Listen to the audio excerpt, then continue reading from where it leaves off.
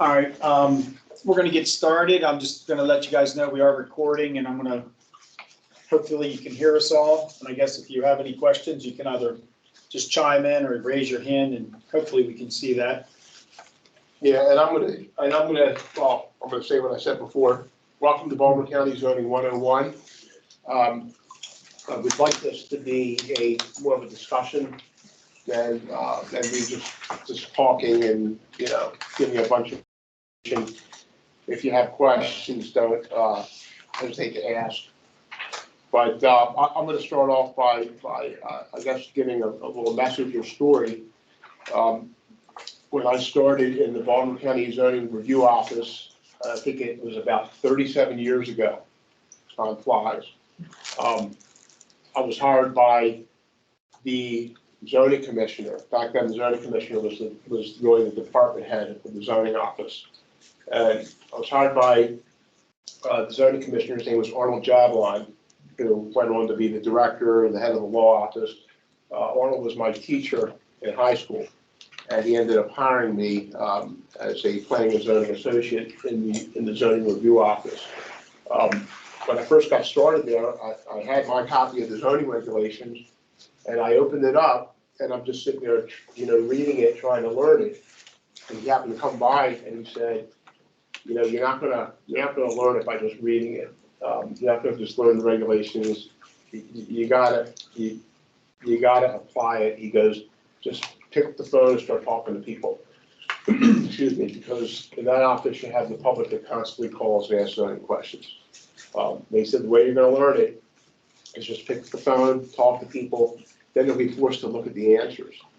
And I did that, thought I learned the regulations, and years later, when I came over to DMW, I sat in the planning section, and people would come over to me and ask me zoning questions. And Tom Rupture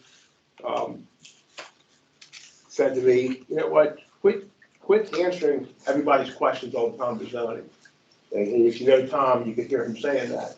He said, the only way people are going to learn this stuff is if they look it up themselves. You're there and you can help them, but the only way they're going to learn it is read the regulations and apply it. And it was sort of the same thing that Arnold Chaplin said to me. So it really is. I mean, you got to open the book, you got to look, you got to read it and figure it out. I mean, there's a lot of different interpretations of it. And that's why you need help. That's why sometimes you have to speak to the county to get what the real regulation is and how it applies. But zoning, as we know it, is really a legal mechanism that limits the use of private land to protect the health, safety, morals, and general welfare of the public. And as you can see, there's 37 different zones and 10 different districts. Now the districts refine the zones. A lot of times you'll see a zone like BL, for example, which is a business zone, and it'll have a district attached to it, like an AS district, which stands for automotive service, or a CCC district, or CT. Again, the districts define the zones. But as I'm saying, there's 37 districts, or excuse me, 37 zones and 10 districts. That constantly gets changed. There's probably more right now. It seems like whenever there's a need, somebody will lobby the county council and ask for another zone, maybe ask for another district. If one of the council members thinks that I want to preserve common open space, I'm going to create another zone or another district. So again, the 37 zones and 10 districts, that's always evolving. A little bit of history. In 1945, that's when Baltimore County enacted the zoning regulations, and that could be important because if a use predates 1945, you can consider that a non-conforming use if it doesn't comply with zoning regulations. And like I've been in hearings where I've had to offer testimony where there was no zoning in place, prior to 1945. So what did you do back then? Even when zoning came into existence in 1945, there were certain zoning maps I should say there were certain areas in the county that never had zoning maps. Some of the rural areas, they didn't start getting zoning maps in those areas till, the 50s, the 60s, or whatever. And then 1970 is an important date because that's when the density residential zones came into existence, where they established density in those zones. And we work with density all the time. Your DR zone it's density and use driven. So that's an important date there. And then in 1975, that's when the resource conservation zones were established. And of course, the resource conservation zones are areas, outside what we call the rural demarcation line. They were introduced in 1975, but then they were really mapped and further refined in 1979. We did the next slide. So if you look at that land use map, there's an example of where your resource conservation zones lie in the county. Your density residential zones are further in, which are within the fertile or rural demarcation line. That's the area that's served by public water and sewer. And you also see office zones and business zones, manufacturing zones that are closer in as well. But that's not to say outside in the rural areas where you have resource conservation zones, you do have some business and manufacturing zones. Next. This is just a different chart of the resource conservation zones, what we call RC zones. And they first started out as RC 2, 3, 4, and 5, and then they like a council meeting say, hey, we got to stop growth. They're developing the resource conservation zones with too much density, too much residential. We got to protect some land, so they started at the RC 7, RC 20, RC 50, which RC 20 and 50 are the zones that are really established for the Chesapeake Bay critical areas.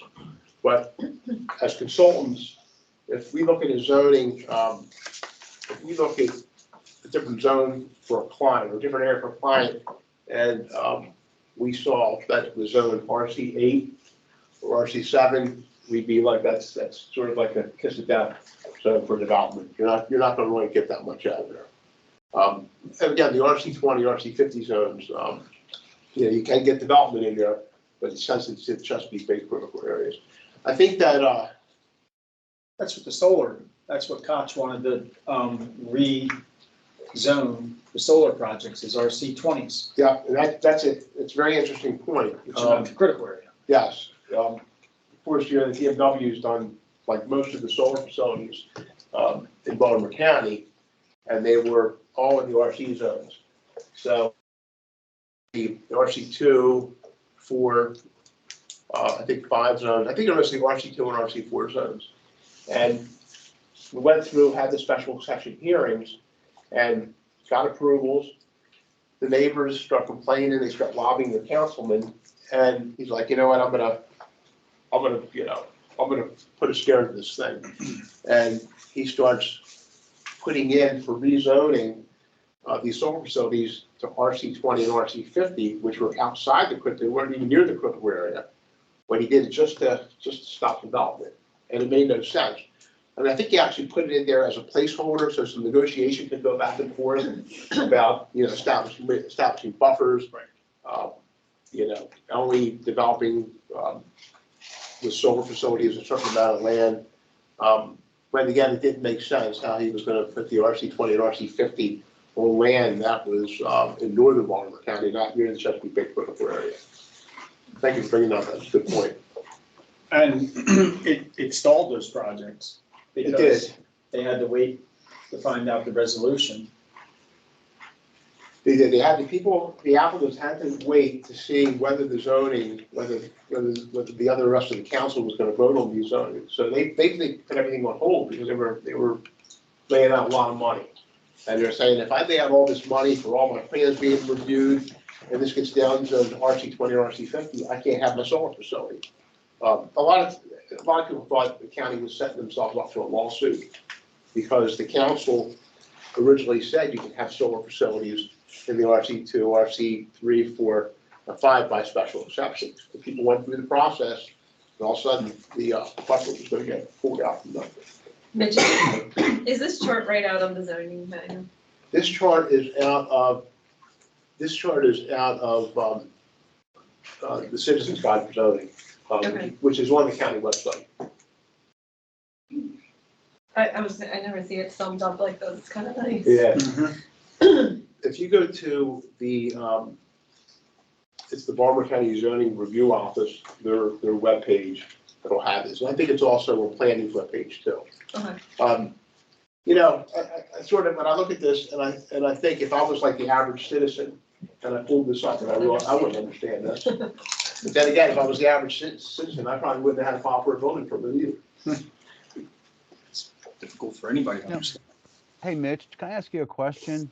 Just Sure. as an example, I noticed that it's a little confusing where it says the lot area, and then it has a row across the bottom for maximum number of lots and or maximum density. Mark, can you hold on for 1 minute? Yeah, sure. I just want to change the setting on the microphone, so it's on the TV. Okay.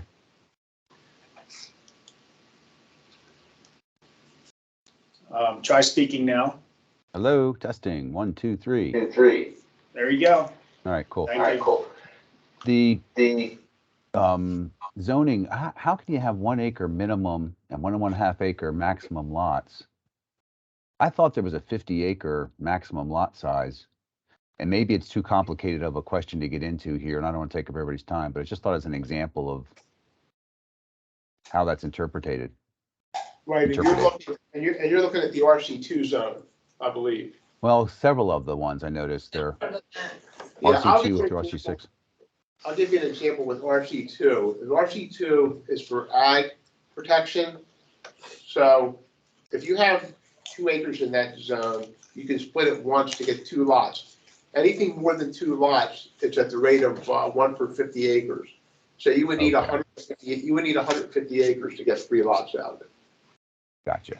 And the septic here has come before. Yeah, and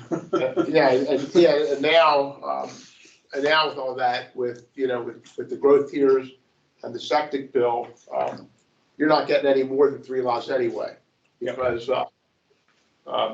you're only limited to what's called a minor subdivision, which is 3 or less lots. Gotcha. So like why does the RC6 have a max lot size? Is that to conserve? It's to conserve like different land or whatever. Yeah. Some of these zones you have to set up conservancy areas, or Eric would know more about this. You have to set up different forest areas. Have to set that aside, and then once that's set aside, then you can get your density out of that. And that's why they say like the RC7, RC8 is really tough zones to develop in. Okay, thank you. So the zone that we're really used to is the density residential zone. And again, the density residential zone came into existence in 1970 when the county established density. And generally the way that works is to figure out how much units you're allowed. You would multiply your gross acres times the zone. And that's the number of lots you can get. And that doesn't consider anything like stormwater management, forest conservation, anything like that. That is just strictly zoning. So a lot of times from a zoning potential, you may be able to get 10 lots, but reality is you only be able to get 5 because you got to set up your stormwater, you got to set aside, forest conservation. You may have different buffers that have to be set aside. But if you notice that in the DR 1, 2, 3, 5, 5, 5, and 10, 5, everything is based on dwelling units. Then when you get down to the 16, that's density units. Density units are based on bedroom counts. And believe it is 2 bedrooms equal 1 density unit. I should know this if you're all no, but everything in the DR16 zone is based on density units. And sometimes you may have a subdivision that is split zone.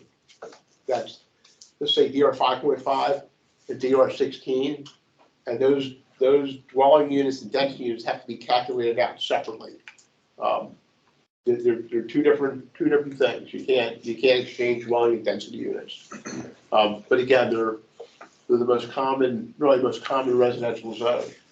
Also with density residential and the RC zones, from a zoning standpoint, if you're going to do a subdivision and develop, you're going to end up doing what's called a final development plan. And a lot of those terms get confused with development plan, final development plan. The final development plan with FDP is strictly a zoning document, where it's just you're reviewing building permits against the final development plan, but that final development plan is required for density residential zones and the RC zones. It's not required for the business zones. And Eric and I were in a meeting the other day with Lloyd Moxley, and I kept hearing Lloyd say, final development plan. It's just a zoning document, You know, but it is required for development in the density residential and RC zones. So just out of curiosity, definition of the difference between use by right and the special exception, that comes up a lot when you and I talk. Can you explain that? Because you're talking about uses right now. It does. In the zoning regulations, there's, in Baltimore County zoning regulations, there's uses that are permitted as a matter of right, and there's uses that are permitted by special exception. Special exception is a process that you have to go through. You have to establish that if you want that special exception use in the zone, it's like a 8-prong test that you have to prove it's not going to be detrimental to the health, safety, and welfare to the community. With special exception uses, again, you're going through a hearing, and when you go to that hearing, the administrative law judge wants you to go through every step and prove that you're not going to be detrimental to the community or whatever. If you're developing in the residential zones and it's just going to be residential, that's not a special exception use. However, in some of the DR zones, you cannot have townhouses or apartments as a matter of right within the DR 1, 2, 3, 5, and sometimes the 5.5. You can have single-family dwellings in all those DR zones. You can have semi-detached dwellings in all the DR zones, and you can have duplexes in all the DR zones. Duplexes and semi-detaches are considered single-family detached dwellings. Once you get into apartments, and you want to put them in like a DR 5.5 zone, you have to do a compatibility findings, or in a lot of cases, you have to do a plan unit development. Mitch, can you say a few words about gross acreage? Yes, thank you, because I did mention that. Gross acres, gross and net acres used to be in the definition of the zoning regulations, and they took it out. But as a matter of zoning policy, gross and net acreage still stands when determined density. And generally, the gross acres or gross acreage, you can go up to you can use the center line of the road for your gross acreage, which gives you a little bit of more density. So it's only policy now, huh? It's in policy. Again, they took out the zoning regulations, but it is in the it's the zoning. It was the zoning commission policy manual. Now it's the director of PAI's policy manual. But it gives you more density. So if you have something that I think the project we're working on, what's it called now? Over in West Towson. LCB? The LCB senior Yeah, living. LCVC. I don't know what it's called. Hills. The residents at Southland. Yeah, that's in South. I think that's bound by 4 streets or 3 streets. 3. So they can go up to half the right of way, or all three streets, which is going to give them more density. Even though they don't own the property, they get to. They can add still- acreage Only up to the 30 density. feet. 30 feet, right? Good point. Keep him straight, Chris. He's gotta learn all this. And the 30 foot, I gotta relearn it, right? And the 30 feet that's in the policy too. It'll show you that it's 30 feet, up to 30 feet. That's in the policy manual? Yes, it Okay. is. That's funny, there were two versions of a policy manual. There was the old policy manual that was a very simple policy manual to read.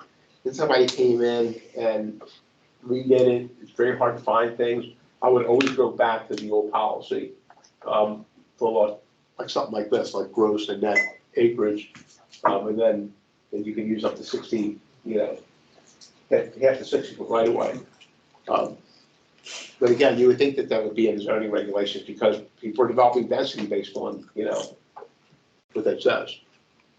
So in short, if your zoning doesn't match what your client wants to do, there are options. Yes. And there's always the PUD.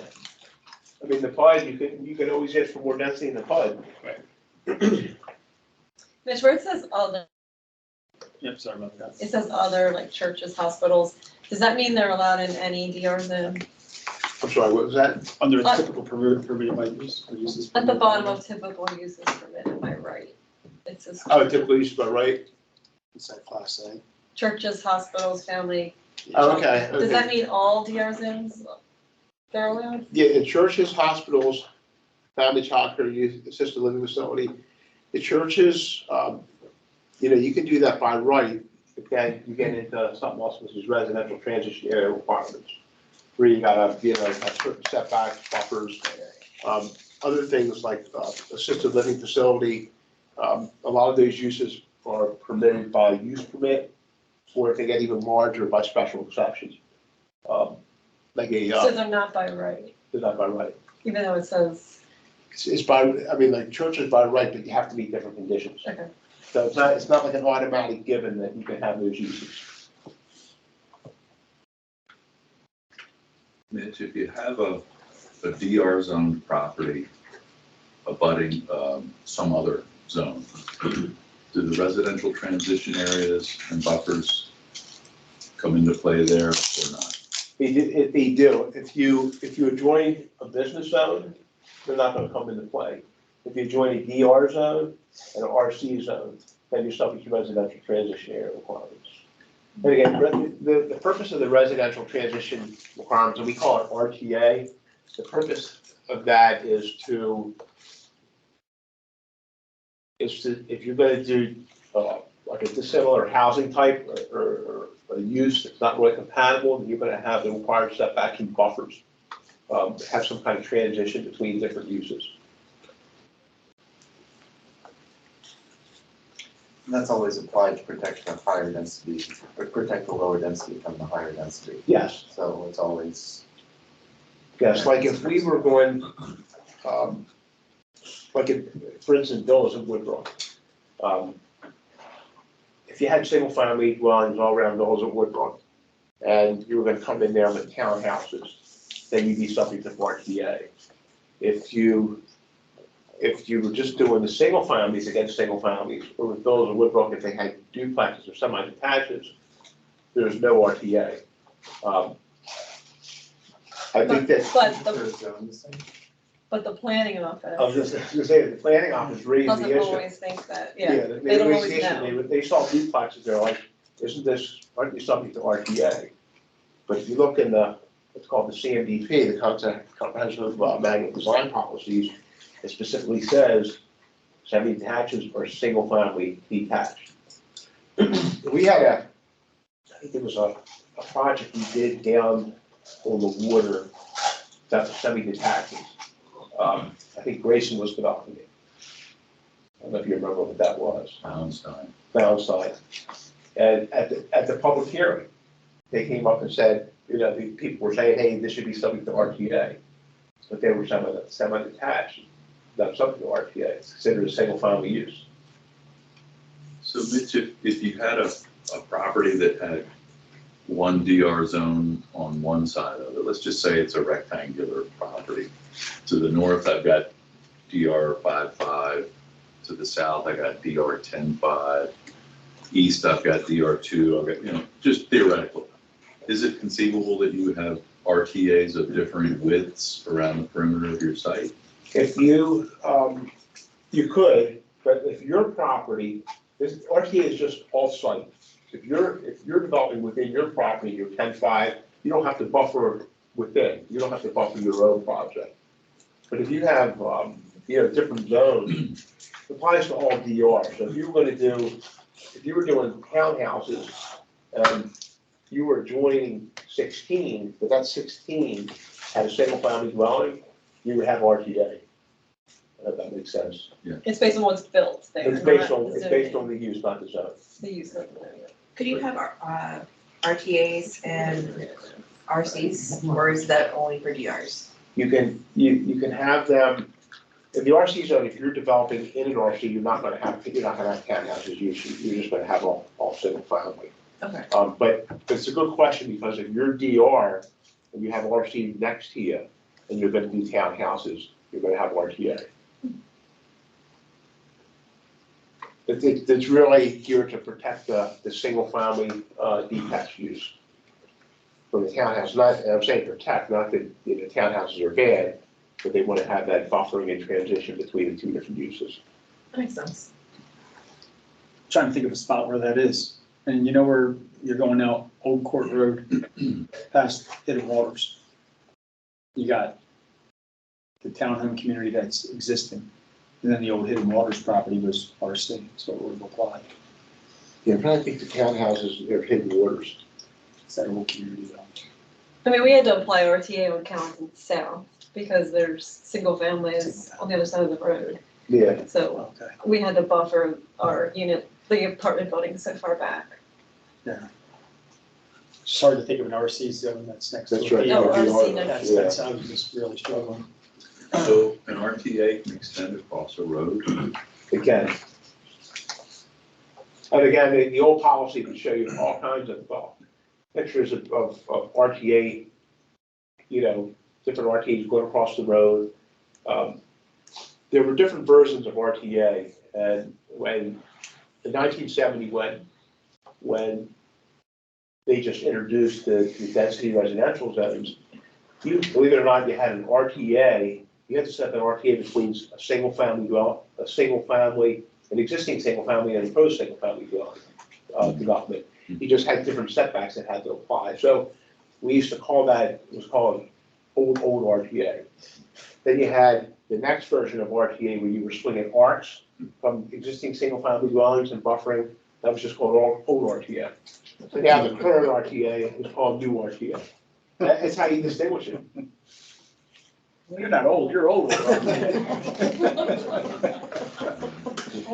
I'm probably really mixing everybody up now. So now you want to current DR? So let's go to the next slide. Let's get out of this DR zone. Newer current. Sure, we can keep going. But this further refines the DR zones, and Christie probably knows, this looks like more of a copy that's down in CMDP. Where it just shows you the different types of housing that you would find in different zoning classifications. And, your DR1 and DR2 zone, you're gonna have your single-family detached dwellings, semi-detached or duplexes. When you go to the higher density zones, that's when you have the multifamily, or townhouse or whatever. But the setbacks that we see listed here, they're out of the zoning regulations, and they're also out of the CMDP, which sort of like further refines the zoning regulations. It's just design standards. There's a term there that I can't say I've ever heard before. I mean, I know about zero lot lines, but zipper lots? Zipper lots, there was a development that came in called Cobblestone. That was on Westerstown Road, just outside the Beltway. They would call them zipper lots, Z lots. It was some kind of design that came out of California, where the lot was actually shaped like a Z. And it's almost like you didn't have side lot lines. It was really strange the way they did it. There was some different design that They'll probably never have to again. you'll probably never see. I think there was Cobblestone, and I think there was a development in Catonsville that had the zero zipper lots. But you probably won't see it again. We did a neo-traditional one, in Catonsville. Yeah, they are traditional, and I think that those kind of, they have alleys behind the, have alleys Well, behind these the just house. had detached garages in the back Yeah, without the alley, but. I think the one job that we did, I think it was Renaissance Square, that was approved. And water valve, Yeah, I think that they may have had, water view, yeah. where I think that they had the garages in the back off alleys, and I think that some of those garages may have been attached too. So you don't see it that much. Right.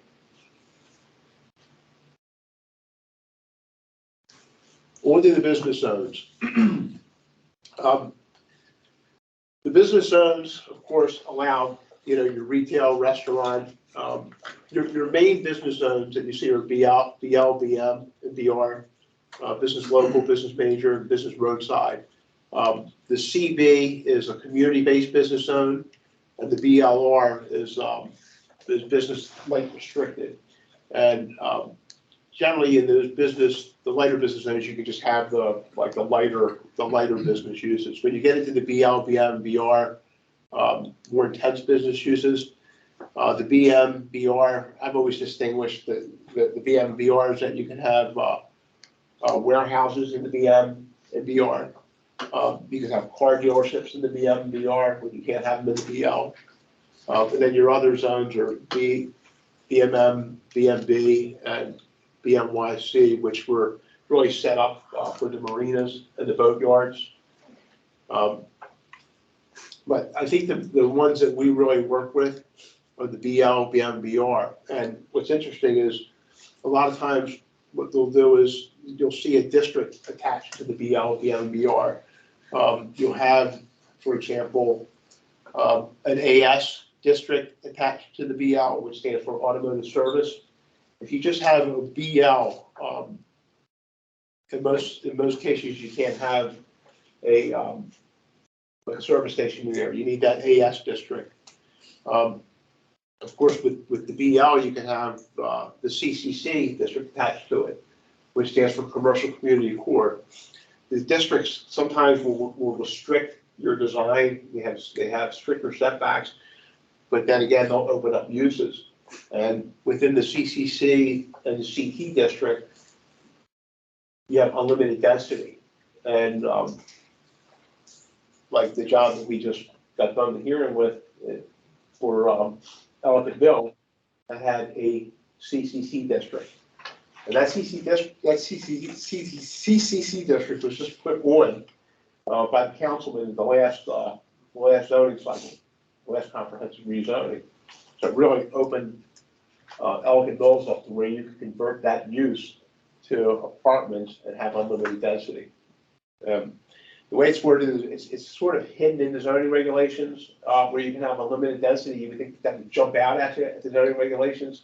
But under the CCC district, it says it'll give you like the Fourier ratio, and it'll say density is not limited or not directly limited. So it's kind of hidden in there.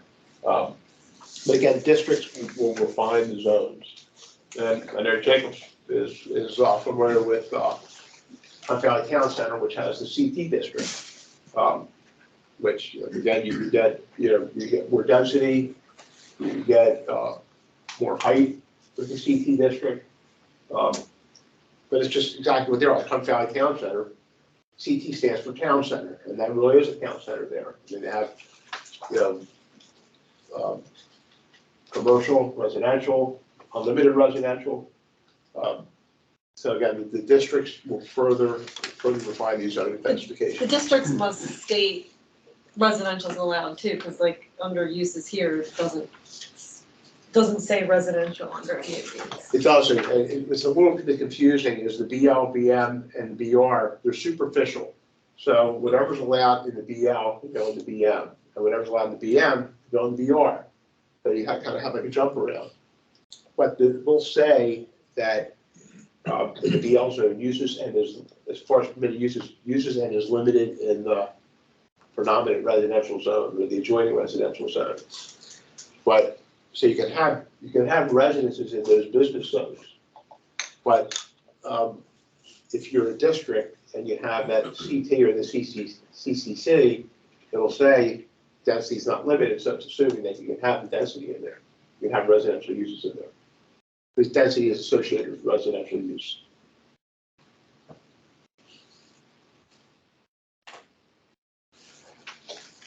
Before I explain the MR, MLR, all the manufacturing zones, I kept out the different office zones. And it seems like we don't really work with, you know, I don't remember a lot of office jobs, office projects coming in here where the use is either OR1, OR2. You don't have OT, which is office technology. You don't have it that much. RO, which stands for residential office, and ROA, which is a residential office zone. We really don't get it that much. All your RO and your ROA zone properties are really small properties. They were houses that were probably converted into an office. I mean, we every once in a while you have a situation, but we don't, like, I just don't remember a lot of office projects coming in here that have the OR1, OR2, or OR3 zoning designation. You have office technology, which, you know, you don't see much of that. You have an SEZO, which is service employment, where you don't have much of that either. So skipped over the office and went to the manufacturing zone. And before you do, what I seem to recall on the jobs that we did have that were the office zones is that there is a density component ascribed to them. Is it like DR10.5? there is. Is automatically ascribed to the office zones if it's going to be used for residential use? Yes, it's a good point. And you do have the density designation to the OR1, OR2. So what's interesting about the office zones, which doesn't make a lot of sense to me, is if you're going to do townhouses in the office zones, you're subject to RTA, which is the business zones. If you develop in business zones, you don't have to. You're not subject to RTA. In the office zones, if you're doing townhouses in the office zone, you're subject to RTA.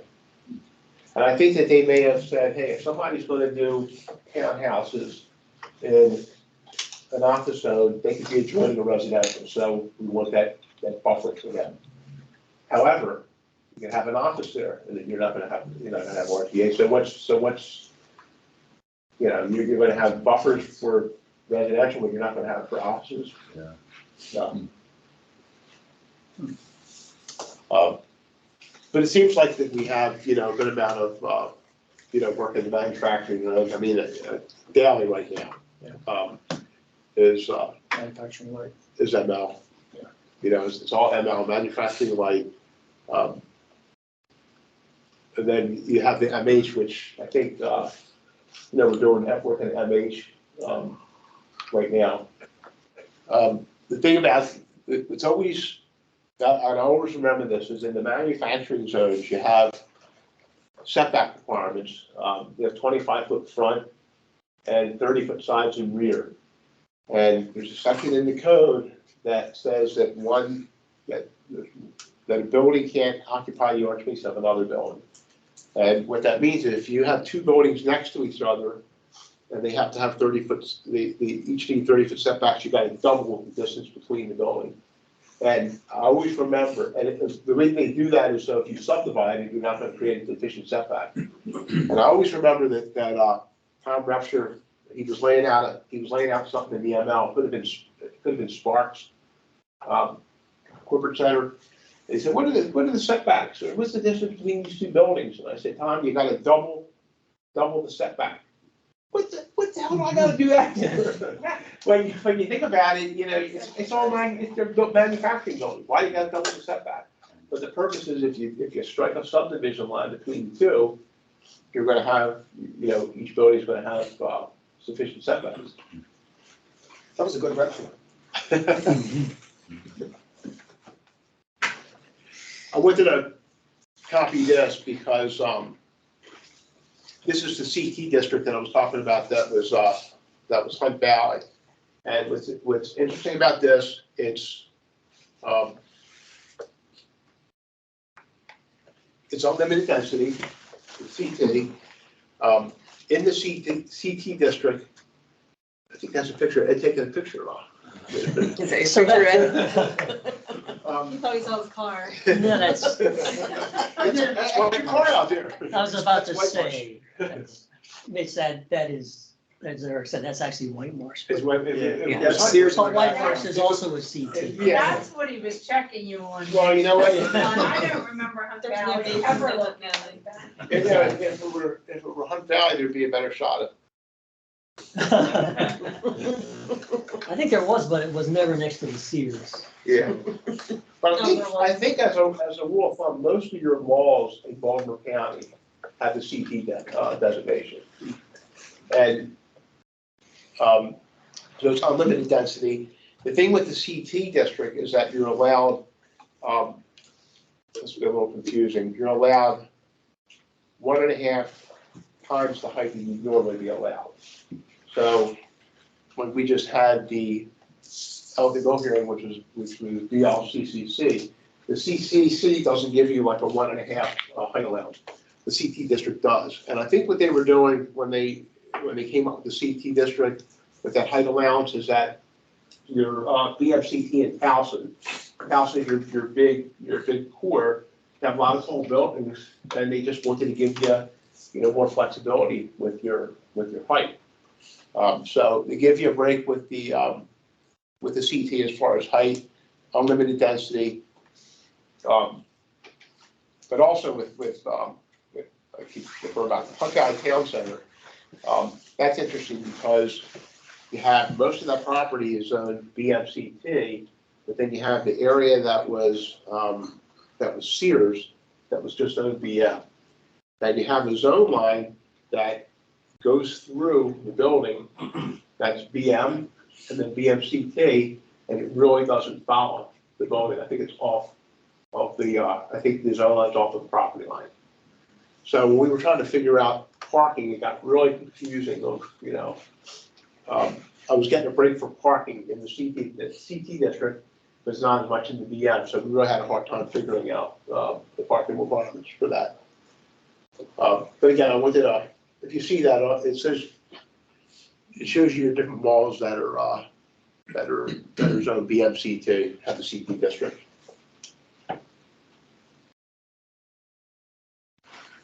The different zoning terms, I mean, we use setback all the time, we use building ratio or FAR.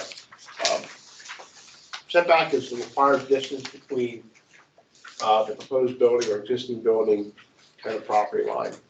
And like again, all those setbacks are going to vary between the residential zones, the RC zones, the business zones.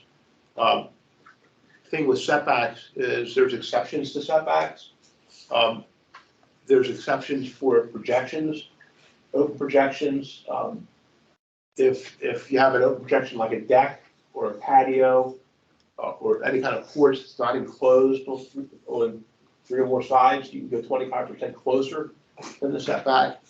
You also have exceptions like for bay windows, fireplaces. Bay windows, fireplaces, eaves, leaders that don't exceed 4 by 10 can go within setback without consideration. Everybody knows that in the side of the house you have a fireplace that pops out, it doesn't exceed 4 by 10, that it's not given any consideration with the setback.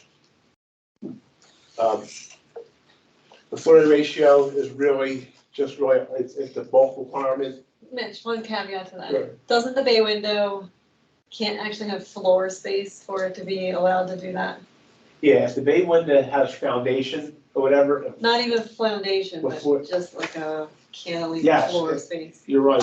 I've gotten into a conversation with the then supervisor. Some of those bay windows have a seating area. So if you could sit in there, then you gotta Meet your setback. meet your setback requirement. If you can sit in there? If you could, Sit bay or windows- stand. Like Oh, sometimes in a dining room, you'll have like a little bay Yeah. window Really? that cannot project into the. But if you have just the pure window that pops out, Oh, okay, so your Like wall, old but then style, your they don't make window. them anymore. Yeah, they don't make them anymore, yeah. How do you define sitting? Like, Sitting or standing, if you walk in the If you same. can walk in there. Floor, okay. Basically, you can't have floor space. Okay, because there's definitely places where like you could perch on it and like sit on it, but like couldn't put a chair there. Yeah, If if the you, wind, it's like if the 40. bug out includes the floor, you don't get it.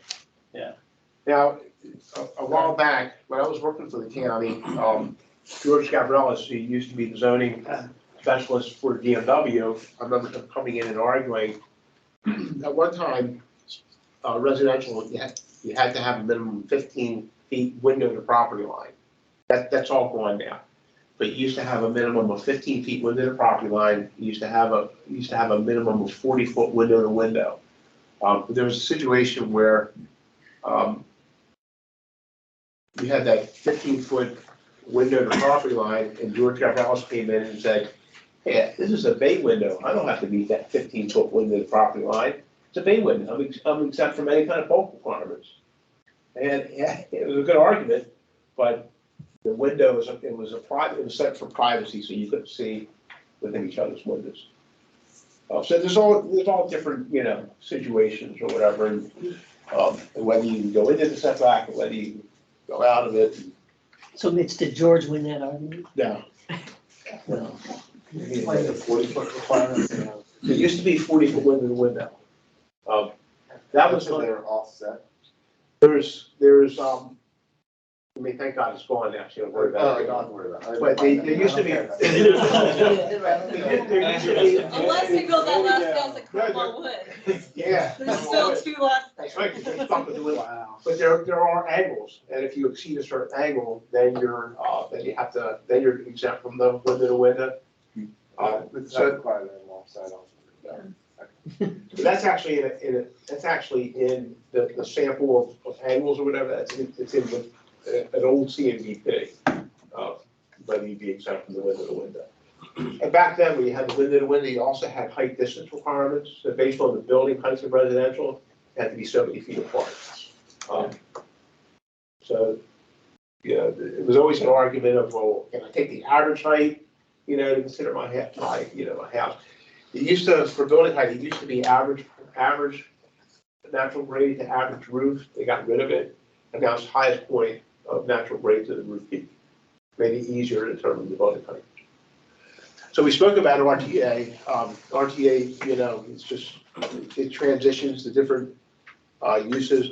There are exceptions to the RTA, and I just testified in a couple of synagogue cases where the synagogues, you're subject to RTA because it's not a residential use. And we got into, different, is this exempt from RTA or you can meet to the best extent as possible. And it got really, really complex. But again, the whole thing is transitioned different types of uses. And one thing that's important about RTA, it's not just a building setback, they have a setback to parking. And then there's also a landscape buffer you have to provide, Yes, so it's very complicated. it's complicated and you need that land to provide the setback and the buffer. Are they varianceable?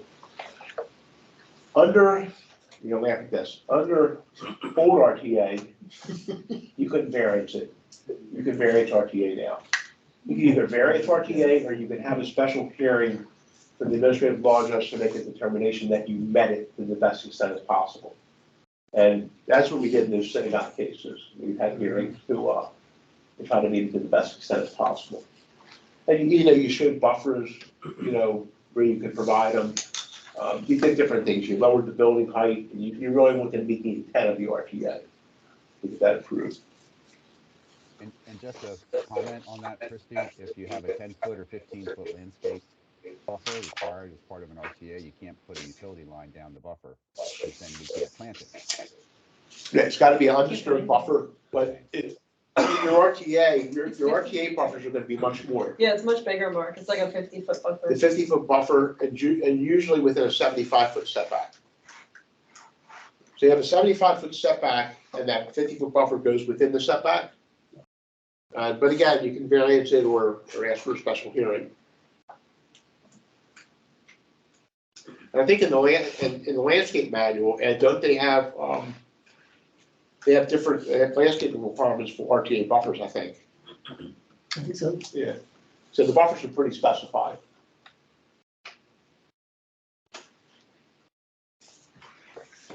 We spoke briefly about special exceptions. Generally, there's uses permitted by right, there's uses permitted by special exception, and then there's uses that you can't put in the zone. Now, sometimes if the zoning regulations are somewhat outdated with different uses, then might you always find another use that it's like, wait a minute, I'm on this one, I'm on that, what am I? You know, and, when we did the Loyola Retreat Center in northern Baltimore County, you know, what's a retreat center? We went into a hearing and, you know, we said, is it a school? You know, is it, I mean, and make a determination of what the use was. But it was a special exception, it was a special exception use.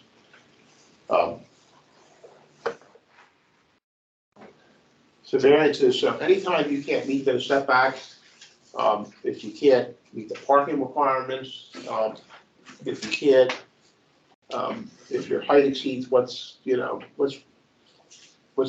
then you can go for a variance. That it's a modification to area requirements. But you can't get a use, you can't get a use in a zone that's not allowed by variance. It's strictly area requirements.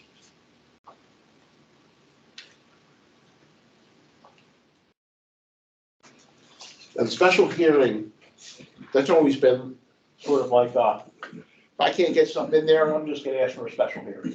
I'm gonna ask for a special hearing to allow the administrative law judge to allow the use. Because a special hearing is kind of like a catch-all. I've seen it where if somebody, the opposition didn't like what was approved by permit, they'll go in and file for a special hearing and the use shouldn't be allowed. A special hearing, you can pretty much ask for anything and have the administrative law judge make a decision. Non-conforming use, that's a use that may have been permitted under a certain zoning classification at the time that it was constructed, or maybe it predated the zoning regulations but doesn't comply anymore. So that's considered a non-conforming use. And many times you got to establish the non-conforming use through a hearing. There's a lot of non-conforming uses out there that if somebody complains, someone may have to file for a special hearing for non-conforming use. Can you add additions to a building that are non-conforming?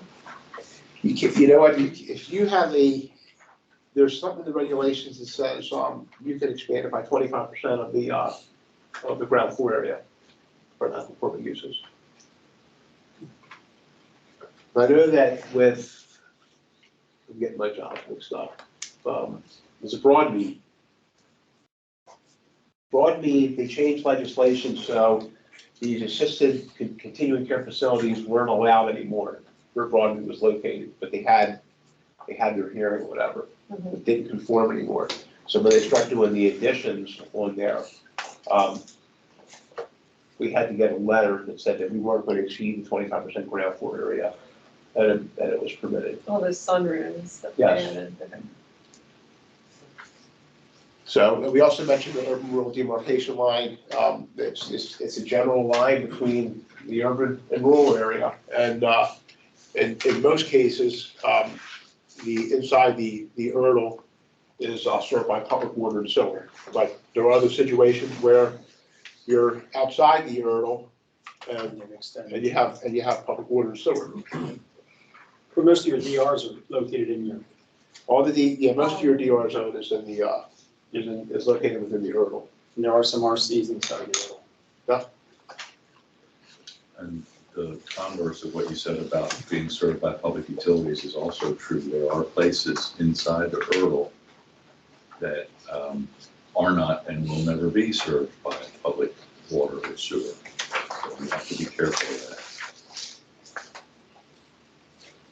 There's been a couple of noteworthy cases where a development plan has gone way down the road, and then somebody woke up and said, "Oh, hey, you don't have public water and sewer service here." The one that I remember most was Alan Reister's Town Road. Uri Ben Or. Yep. And it was on the right hand going north, just above the railroad.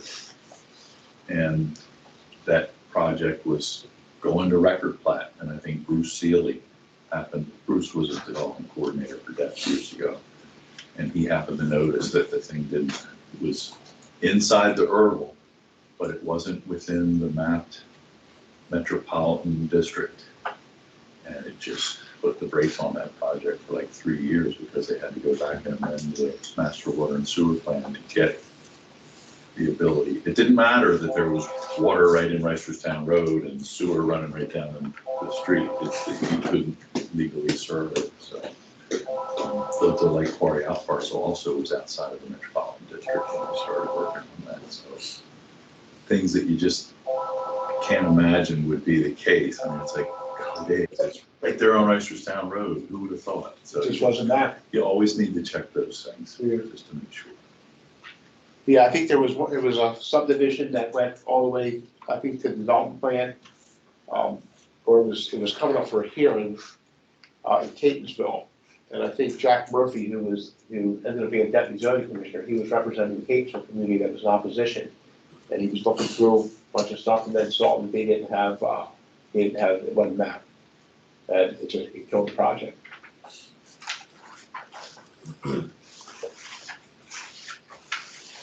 A lot of times with our different projects, sometimes we use zoning feasibility, sometimes we just, if we're doing a general feasibility, we have to look at the zoning.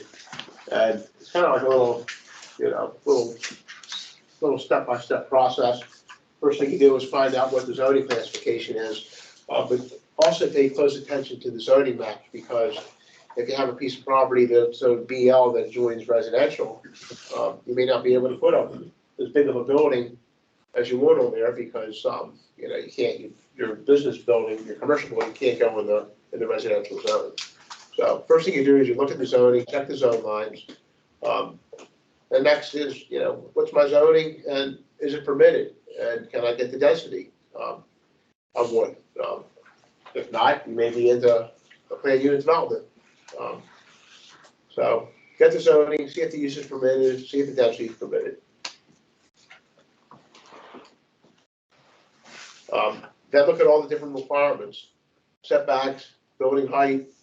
The one thing that comes up as a surprise sometimes, basic services maps, is can you are you at a failing intersection that could kill the job.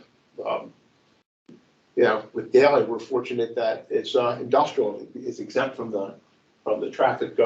We think it's exempt, and That could be your position in a couple of weeks. Right? Yes, it is. Yeah. If you're in a commercial modernization district, you're also exempt from the traffic maps.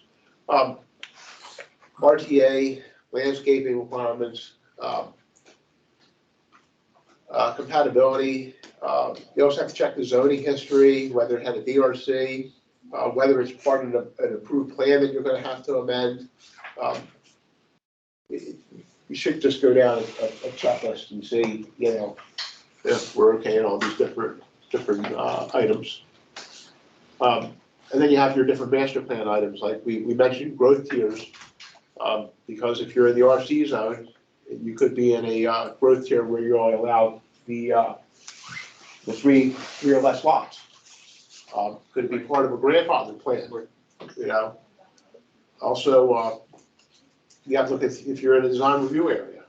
If you're in a design review area and you're going to do a commercial building, you're going to be going to the design review panel.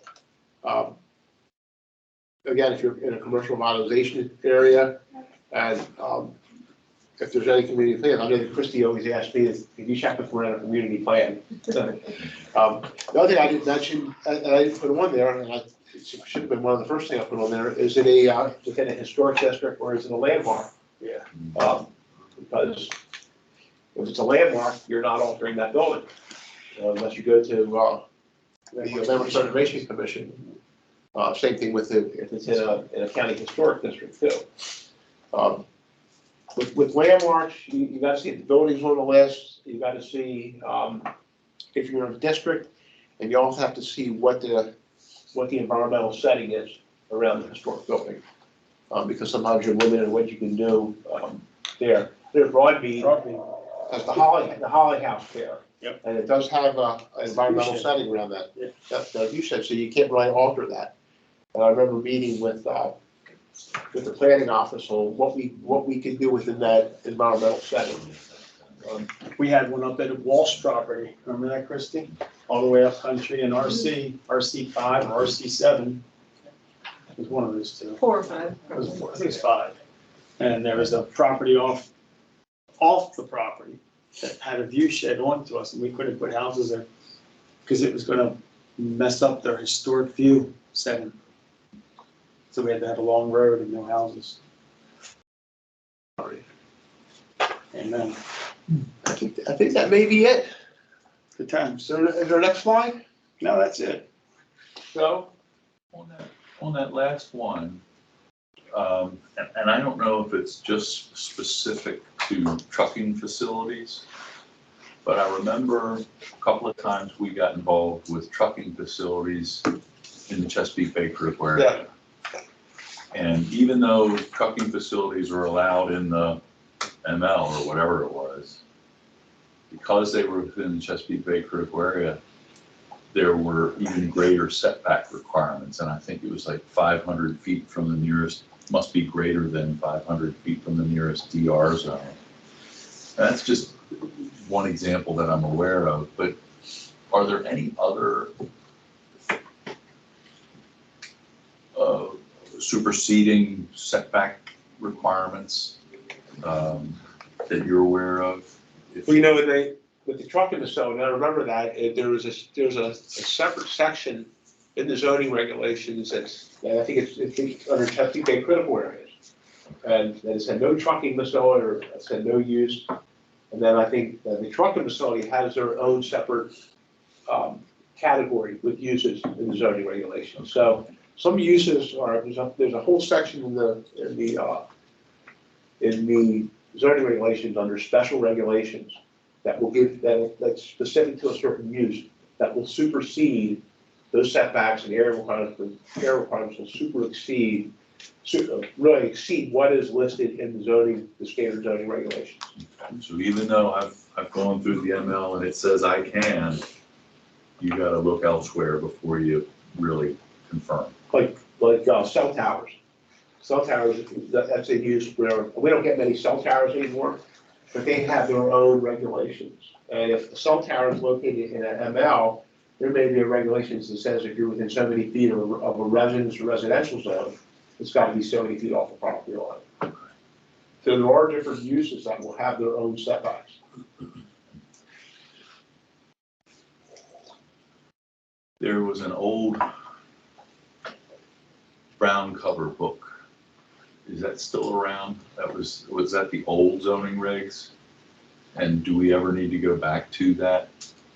There's a thin brown cover book that hit the time, I think it was from 1955 to maybe 70, when the residential zones were, it was before density, where it was R40, R20, kind of took the place of, when all the residential zones started out in 1945, they were the residential zones were A and B residences. Then they went from R40, R20, they had to have a minimum lot size. So I think that's what's in that brown book. It's an ancient version. Yeah, we have run into that before. Somebody comes to us who lives in an older subdivision and says, I want to subdivide. And it's unusual, but then it's okay, well, what are the setbacks? Because if I recall right, we would default to the setbacks that were in effect at the time of subdivision. Yeah, when the plat was recorded. So that's a key thing. If you just go to my neighborhood and it's DR whatever, and you whip out your setbacks, you might be planning in error. You'd have to go to the old plan, look at the date the subdivision was recorded to understand what the zoning in place at the time was, so that you can plan on that. It's, again, an odd thing, but Yeah, anytime there's you a lot of have, odd things in the. Don't you have the option to use that or the current? if you're part of a recorded plat, and let's say you want to put an addition to the house, you have to use the setbacks in effect at the time that the plat was actually signed by the planning commissioner or the director of planning. So like, let's say you had a plat that was recorded in 1953, then you're using the setbacks and the planning commission signed that plat. No matter what the zoning is today. Yes. Okay. Is that the only thing it does, setbacks, or is there other items that are specific to? It's really, again, it's the time that, when the plat was, recorded. My question is, how much are you gonna miss us? There's everybody alive, but I have someone else, you know. Yeah, we'll bug you. And now you make sure you take that picture at the right angle. Cause then I can tell you, you sit in that chair and me standing up, it is not the right angle. Well, Mitch, we're gonna miss you a lot. Well, thank you. I thought that the seminar was going way far. Right, and this was the Yeah. test of how much we have to teach you in the next week before you go to your new position. And if you just spend some quality time with Christy, I think she can get you up to speed Yeah, on no, no. zoning, so that you Well, can have I'll tell you, success. because Christy did all the testifying at the Ellicott Mill case. Christy testified, and not that many people testify on pay 10. You just keep trying to tell me why we aren't. Well, we're gonna miss you. Well, thank you. I might even have to venture up to the county to see you once in a while, who What, knows? taking a nap? Well, you know, I know I sit on this hall with you, I know what your nap times are. But we wish you the best of luck. Thank you very We much. thank you for everything, all these Thank you. years. And you know where we are. We know where you are. And we're always available That's for what I lunch, promise, don't worry. I'll give you my new cell number. Well, you keep saying you're not giving it to everyone, but then you sit in big groups Well, and the say, thing is. give me all my cell Yeah, number. there's projects here that, that have to get finished and, Sure, might need you. Yeah, I don't know, like, hey.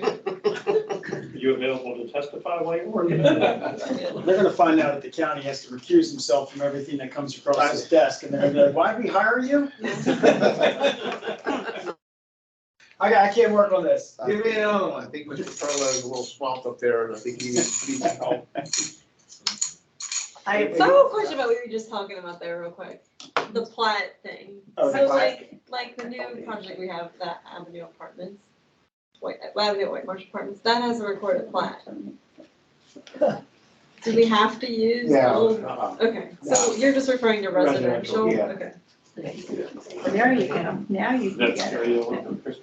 It made me think, well, why? A little bit. So how do we find the old regulator, like every year? The what? How How do you look that? yeah, how do you look it up? Oh, Maybe see you'll if use it's a the plat. development. Yeah, I mean, if you go to SDAT and it'll give you a plat reference, and then you go plats.net to see whether Yeah. So what he's saying is, if you find the plat that was signed in 67, how do you find out what the zoning Was it? regulations were you on gotta, that date? you gotta look at the you gotta find old regulations to see what they were. Gotta call How do Mitch. you find Just them? at He's the saying, how do county? you You gotta call find them? Yeah, Mitch. now. You gotta call the county. Yeah, that's what Mitch's cell phone is. Actually, from 45 to 55, the old zoning regulations are in the new zoning, in the current zoning book. There's an appendix in there that has. But between 55 and 70. Well, it's 45 to 55, and I think it went from 55 to like 70. They never did any I'm development. not getting in that picture. I already got it. You go ahead and take your Okay. pictures, I'm not getting in that picture.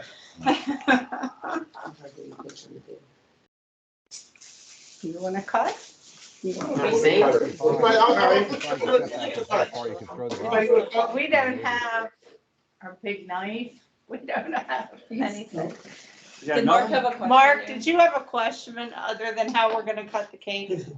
I was just kidding. I was saying that the setback before 1955 was how far you could throw a rock at your neighbor. Well, you know what?